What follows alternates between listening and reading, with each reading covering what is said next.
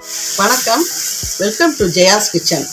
நான் இன்னைக்கு ஜெயாஸ் கிச்சனில் ஒரு தக்காளி போட்டு புதினா சட்னி செய்ய போகிறேன். அந்த சட்னி எப்படி செய்யலான்றதை பார்க்கலாம். ஒரு 4 வெங்காயம் நீள்வாக்கில் அரிஞ்சு வச்சுருக்கேன், 4 தக்காளி நீள்வாக்கில் அரிஞ்சு வச்சுருக்கேன், புதினா ஒரு 2 கைப்பிடி, கொத்தமல்லி ஒரு கைப்பிடி, கருவேப்பிலை, இஞ்சி 1 இன்ச்சு அளவுக்கு இஞ்சி. இப்போ இதை செய்ய ஆரம்பிச்சிடலாம். அடுப்பில் வானலை வச்சு ஒரு 2 ஸ்பூன் எண்ணெய் போட்டுக்கலாம்.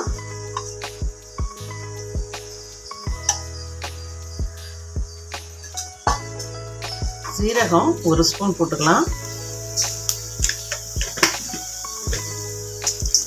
ஒரு 2 டீஸ்பூன் அளவுக்கு உளுத்தம்பருப்பு போட்டுக்கலாம்.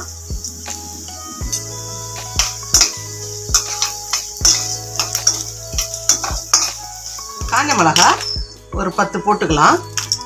என்கிட்ட குண்டு மிளகா இருந்தது, அதனால் நான் போட்டுக்கிட்டேன். நீட்டு மிளகா இருந்தாலும் போட்டுக்கலாம்.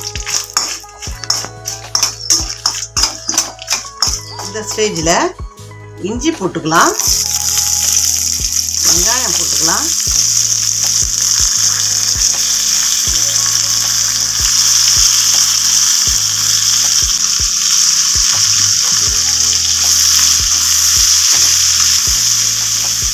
ஸ்டேஜில் 2 பச்சை மிளகாய் போட்டுக்கலாம். இந்த பச்சை மிளகாவும் காஞ்ச மிளகாவும் சேர்த்து போட்டோம்னா இன்னும் நல்லா டேஸ்ட் கொடுக்கும். அதுக்கு தான் இதை போடுறது. நம்ம வெட்டி வச்ச தக்காளியும் சேர்த்துக்கலாம்.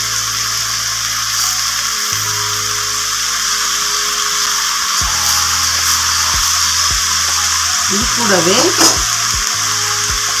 1/4 டீஸ்பூன் மஞ்சள் பொடி சேர்த்துக்கலாம். வெங்காயப்பொடி கொஞ்சமாக சேர்த்துக்கலாம். இதுக்கு தேவையான சால்ட்டை உப்பையே சேர்த்துக்கலாம். நல்லா வதங்கமும் சேர்த்து, அதனால் உப்பையே சேர்த்துக்கலாம்.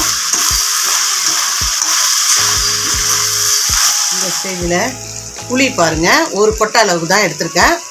இதை சேர்த்துக்கலாம். வெங்காயம் தக்காளி நல்லா வதங்கிடுது. நல்லா வதங்கினதுக்கு அப்புறம் இறக்க போகிற ஸ்டேஜில் இருக்கும்போது தான் நாம் இந்த புதினாவை போடணும். கருவேப்பிலை போட்டுக்கலாம். இந்த புதினா 2 கைப்பிடி, 1 கைப்பிடி மல்லித்தழை. அடுப்பை ஆஃப் பண்ணிடலாம். இந்த சூட்லேயே இது வதங்கிடணும். இது கூடவே ஒரு 3 ஸ்பூன் அளவுக்கு தேங்காய், இதையும் சேர்த்து அப்படியே ஒரு பெரட்டி ஆற வச்சிடணுங்க. இதுதான் ஸ்டேஜே. இந்த வாசனை அப்படியே தூக்கலாக இருக்கும். இப்போ இறக்கும்போது தான் அதை ஆஃப் பண்ணிவிட்டு இந்த இதில் போட்டு சேர்த்தோம்னால இதுவே வதங்கிடும். ரொம்ப நல்லாயிருக்கும். இதை அப்படியே ஆற வச்சுக்கலாம். நல்லா ஆறிடுது. இப்போ மிக்சியில் சேர்த்துக்கலாம். மிக்சி ஜாரில் சேர்த்துக்கலாம்.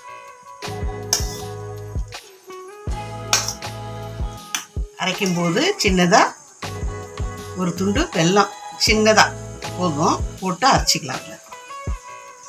சட்னி ரொம்ப மையாக அரைக்கக்கூடாது. இந்த மாதிரி லைட்டாக குறன்னு தான் அரைக்கணும். அப்போ தான் நல்லாயிருக்கும் இந்த சட்னி. பூண்டு வேணும்னா போட்டுக்கிறவங்க போட்டுங்க, நான் போடலை.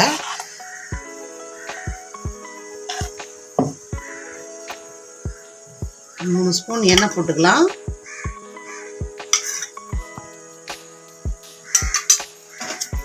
கொஞ்சமாக கடுகு போட்டுக்கலாம். உளுத்தம்பருப்பு கொஞ்சமாக போட்டுக்கலாம். அடுப்பு ஆஃப் பண்ணிவிடுவோம்.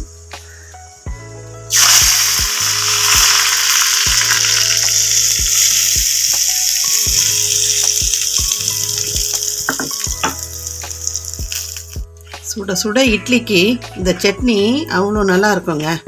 நீங்கள் வீட்டில் செய்து பாருங்கள். இதே மெத்தடில் செய்து பாருங்கள், எப்படி இருக்குதுன்னு தெரியும். இந்த ரெசிபி உங்களுக்கு பிடிச்சிருந்தா லைக் பண்ணுங்கள், ஷேர் பண்ணுங்கள், கமெண்ட் பண்ணுங்கள். மறக்காமல் ஜெயாஸ் கிச்சனை சப்ஸ்கிரைப் பண்ணிவிடுங்க. தேங்க்யூ. நெக்ஸ்ட் ரெசிபியில் பார்க்கலாம்.